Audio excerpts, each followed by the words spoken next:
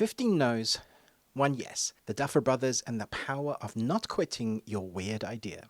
You ever noticed how Hollywood loves success stories but conveniently edits out the years of rejection? Because before Stranger Things became a billion-view juggernaut, before the Emmys, before the Halloween costumes and the retro synth, it was just a script called Montauk that nobody wanted. 15 different companies read it, 15 different companies passed. And if the Duffer Brothers had listened to even half of them, Stranger Things would not exist today. Matt and Ross Duffer are twin brothers from Durham, North Carolina. They grew up obsessed with Steven Spielberg, Stephen King, John Carpenter, the holy trinity of genre geeks.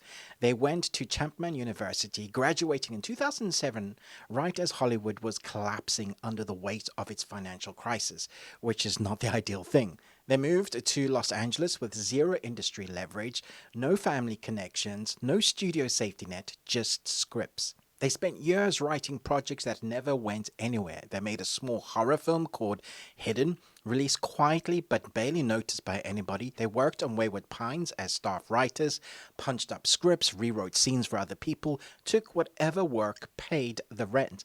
This is just part of the story, but nobody glamorizes this part because it's boring and it hurts to kind of read. For almost a decade, there were the almost guys. Almost sold the pitch, almost got the green light, almost broke through. They had an idea that shouldn't have worked and most passed on.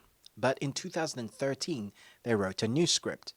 Kids in the 1980s, a small town, a missing child, psychic experiments, a monster from another dimension.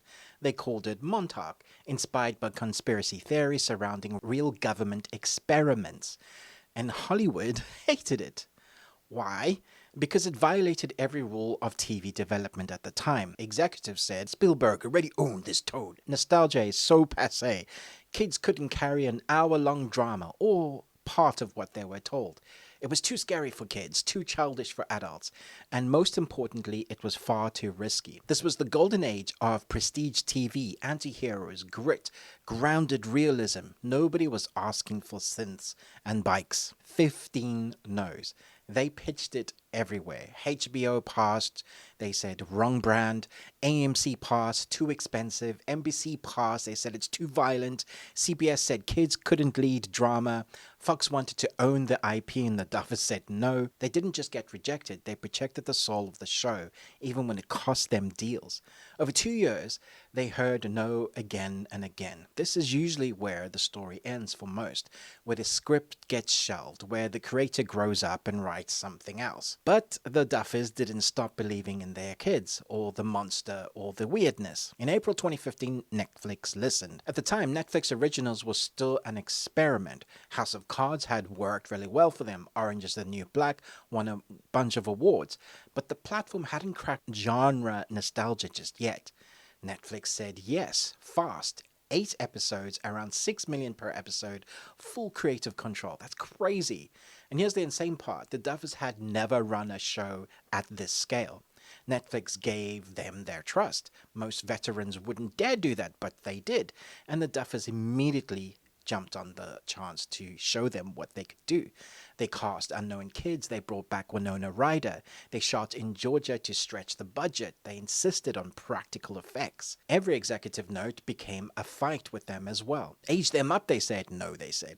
More action, they said. No, they said. Cheaper monsters. No, absolutely not. This wasn't ego, it was intentional authorship. And then Stranger Things dropped July 15th, 2016. No marketing blitz, no hype machine, just a quiet release at midnight. And then something rare happened. People didn't just watch it, they talked about it. Word of mouth exploded. Barb became an icon. The Upside Down entered pop culture vocabulary. Netflix accidentally created a phenomenon. Season 2 expanded the world. Season 3 broke records. Season 4 in 2022 detonated. By the same time Season 5 arrived in November 2025, Stranger Things wasn't a show anymore. It was a global event. In the first 5 days, Season 5 pulled 59.6 million views, the biggest English language series debuted in Netflix history. All 5 seasons re-entered the global top 10 simultaneously. This wasn't luck. This was patience paying compound interest. So here's what the Duffer story actually teaches us. Rejection doesn't mean your idea is wrong. It often means your idea doesn't fit the fear models. Executives aren't evil, they're incentivized to protect what already works. The Duffers weren't betting against executives, they were betting on an audience hunger. So if you're a creative of some sort, ask yourself, what pitch did you kill after the third no? What idea did you stand down on until it stopped being special? How close are you to quitting when your yes might be next? Because 15 no's don't mean the Duffer Brothers were wrong. It meant they were early. Don't quit. I hope you like these video essays. I'm going to do a few more over the coming year. Do check out my reviews I've got coming this week. And as always, remember, live long and Tuesday.